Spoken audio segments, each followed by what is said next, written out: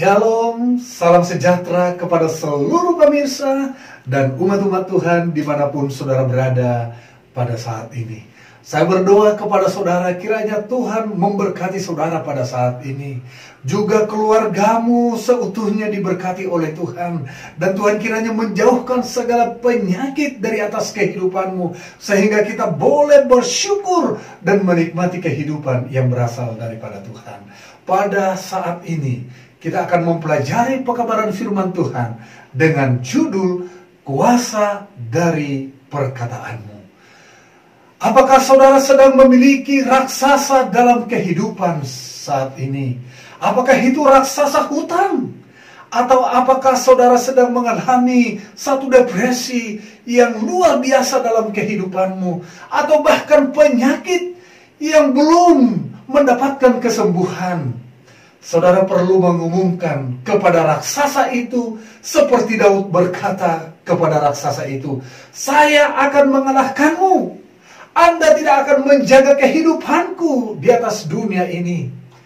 Latihlah pikiran saudara untuk berkata kemenangan, "Aku sembuh." Saudara mungkin punya hutang, tetaplah berbicara bahwa Tuhan pasti memberkati saya. Maka pikiran kita akan dituntun lebih dekat kepada keajaiban. Karena setiap kali saudara berkata, "Saya pasti sembuh," maka saudara sedang bergerak menuju penyembuhan itu sendiri. Setiap kali saudara berkata, "Aku diberkati," saudara bergerak menuju kepada peningkatan ekonomi atau promosi dengan pekerjaan yang saudara tekuni. Saudara bergerak setiap kali saudara berkata, "Aku bebas," saudara tidak akan dikontrol oleh kecanduan. Apakah itu kecanduan alkohol atau game online pada saat ini? Karena perkataan yang kita ucapkan akan menuntun kita kepada kebebasan, kepada terobosan, dan juga kepada keberhasilan di dalam kehidupan kita. Mungkin boleh saja pada saat ini, pada saat engkau mengucapkan janji pengharapan dari Yesus Kristus, saudara belum mendapatkan seperti yang saudara harapkan. Tetapi teruslah ucapkan janji pengharapan itu. Teruslah untuk merenungkan janji yang disampaikan oleh Yesus Kristus di dalam kehidupanmu. Lihat, kata-kata itu seperti biji pohon kurma yang ditanam oleh petani di padang gurun, yang ditanam di tempat yang sangat ekstrim dengan cuaca yang luar biasa. Para petani menanam biji pohon kurma ke dalam lubang pasir, lalu ditutup dengan batu. Pertumbuhan batangnya memang akan mengalami hambatan, tetapi justru inilah yang bisa membuat pertumbuhan akar di dalam tanah menjadi maksimal dan kuat. Setelah akar berhasil menemukan sumber air yang dapat mencapai 20 meter secara vertikal ke bawah, kemudian biji pohon kurma akan tumbuh ke atas. Bahkan tunas muda pohon kurma bisa menggulingkan batu yang keras yang menahannya dari atas dan menghasilkan pohon yang kuat dan dapat bertahan hidup di tempat cuaca yang sangat ekstrim seperti padang gurun. Pertumbuhan pohon kurma ini menjadi analogi kehidupan orang-orang percaya yang percaya kepada Tuhan.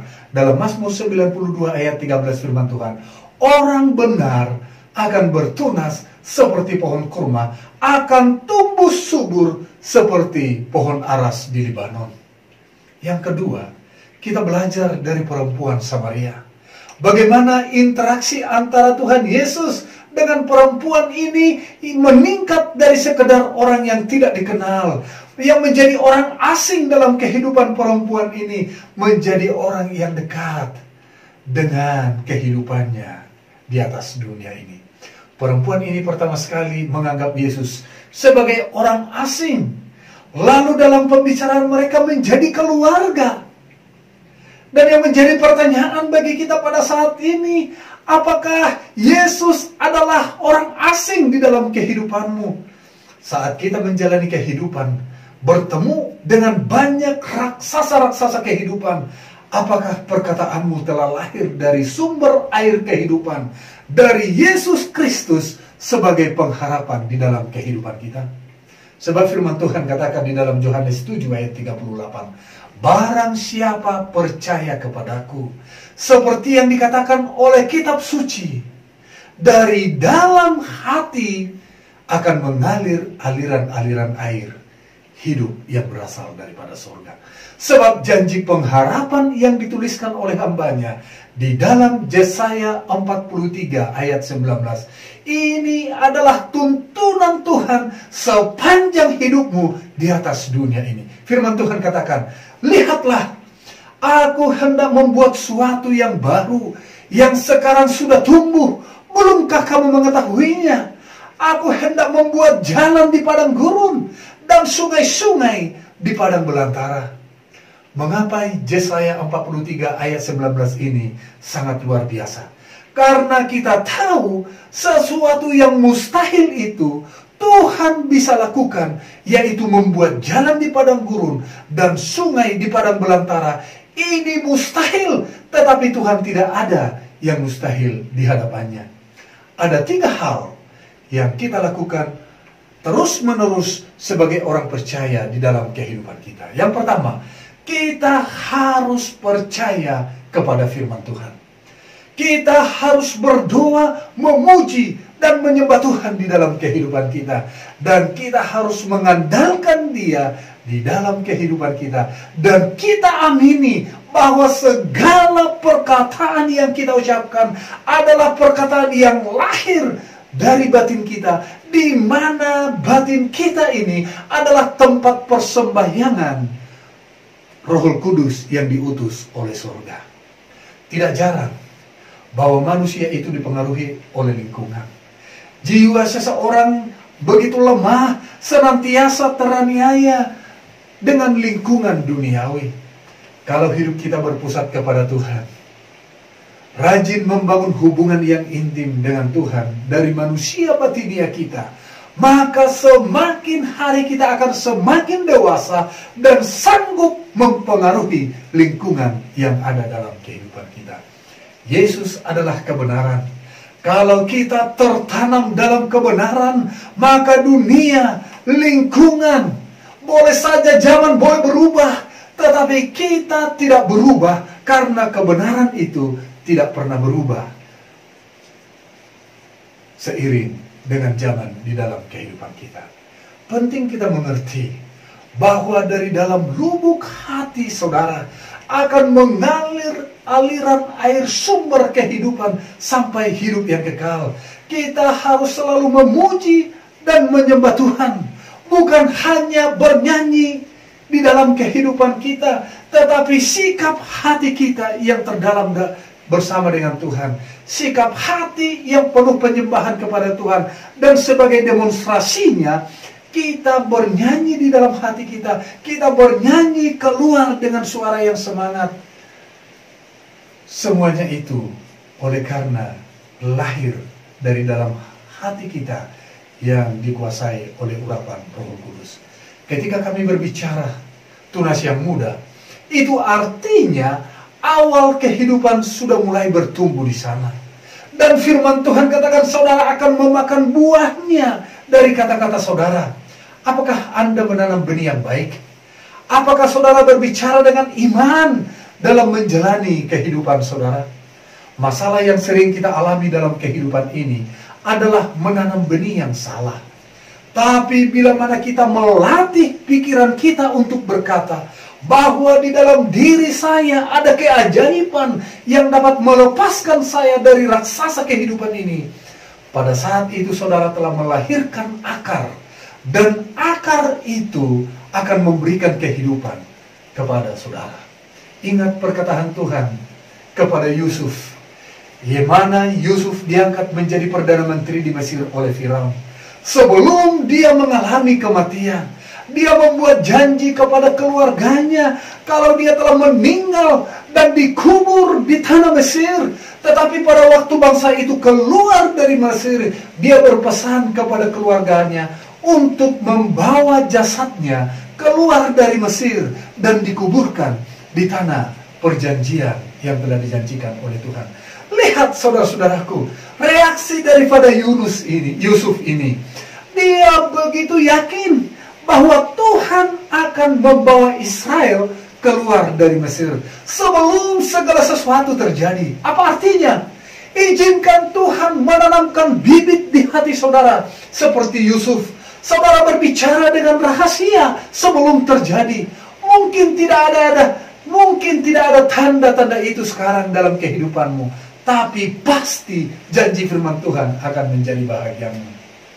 Ingatlah roh Tuhan mendengar dan melihat seberapa yakin Anda terhadap apa yang saudara katakan dalam kehidupanmu. Ingat, perkataan itu diucapkan sebelum jadi kenyataan terjadi, bukan setelah terjadi atau saat hal itu terjadi. Dari pengalaman Yusuf ini, sesuatu hal yang terjadi dengan dirinya diawali dengan menyebutkan dalam perkataan kepada keluarganya, mujizat itu ada dalam mulut Yusuf.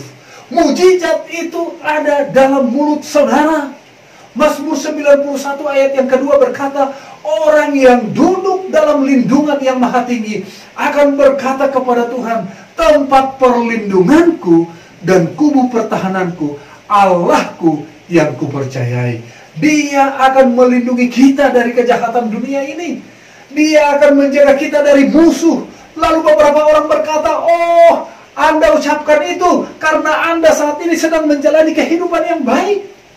Tapi firman Tuhan katakan dalam Mazmur 91 ayat 9 sampai ayat ke-11, sebab Tuhan ialah tempat perlindunganmu yang maha tinggi, telah kamu buat tempat perteduhanmu, malapetaka tidak akan menimpa kamu, dan tulah tidak akan mendekat kepada kemahmu, sebab malaikat-malaikatnya akan diperintahkannya kepadamu untuk menjaga engkau di segala jalan kehidupanmu. Penjaga dan pelindung saudara bukan biaya yang saudara keluarkan. Tersirat jika saudara tidak mengatakan sesuatu dalam perkataan saudara, hal itu tidak akan terjadi. Mujizat yang datang dalam hidupmu dapat terjadi diawali dari perkataan yang saudara ucapkan. Usaha yang kita lakukan hanya perkataan yang tulus, yang berakar dari sumber kehidupan, dan sumber kehidupan itu adalah Yesus Kristus yang sejati dalam kehidupan kita. Kita berkata, Tuhan terima kasih bahwa Tuhan telah melindungi saya. Berterima kasih kepada Tuhan yang telah menyediakan segala sesuatu dalam kehidupan kita. Berterima kasih kepada Tuhan atas kesembuhan yang terjadi. Berterima kasih kepada Tuhan yang jauh lebih besar daripada masalah yang saya hadapi. Ketika kita mengucapkan hal yang demikian, maka pencipta alam semesta akan bekerja dalam kehidupan saudara. Dia yang akan berperkara dalam kehidupan kita. Dia akan memerintahkan malaikat-malaikat untuk menjaga engkau di segala jalan yang engkau tempuh di atas dunia ini. Jangan ragu, jangan bimbang. Mari latih perkataan yang lahir dari pikiran yang tulus. Mari kita latih perkataan kita dari lubuk hati kita yang paling dalam. Sebab di sanalah Roh Kudus bertahta di dalam dirimu. Bukankah segala sesuatunya di alam semesta ini lahir dari perkataan? Kita lihat contoh di dalam firman Tuhan. Bila mana malaikat Tuhan datang kepada Maria sebelum dia hamil, berkata, sesungguhnya engkau akan mengandung, dan engkau akan melahirkan seorang anak laki-laki, dan hendaklah engkau menamai dia Yesus Kristus. Maria pada saat itu belum menikah, atau belum memiliki seorang suami dalam kehidupannya. Bagaimana mungkin hal itu akan terjadi dalam kehidupannya? Tetapi lihat, mujizat yang lahir dari dalam kehidupan Maria dimulai dari perkataan. Roh Kudus yang datang dari Allah. Maria katakan, jadilah kepadaku menurut perkataanmu. Lihat saudara-saudaraku, respon daripada Maria ini. Dia belum punya suami. Dia berkata tidak mungkin. Tetapi selanjutnya Maria berkata, katakan, jadilah padaku menurut perkataanmu itu. Maria menggunakan kata-katanya untuk menginformasikan apa yang dia dengar. Perkataan yang dia dengar, Maria bukan sesuatu hal yang perlu diperdebatkan. Ketika Tuhan menempatkan janjinya di dalam hati saudara, dan saudara menyetujui janji firman Tuhan itu di dalam hatimu, di dalam hidupmu, seperti Maria, jangan perdebatkan. Jangan katakan dalam hatimu, firman itu bukan untuk saya, tetapi lakukanlah seperti Maria.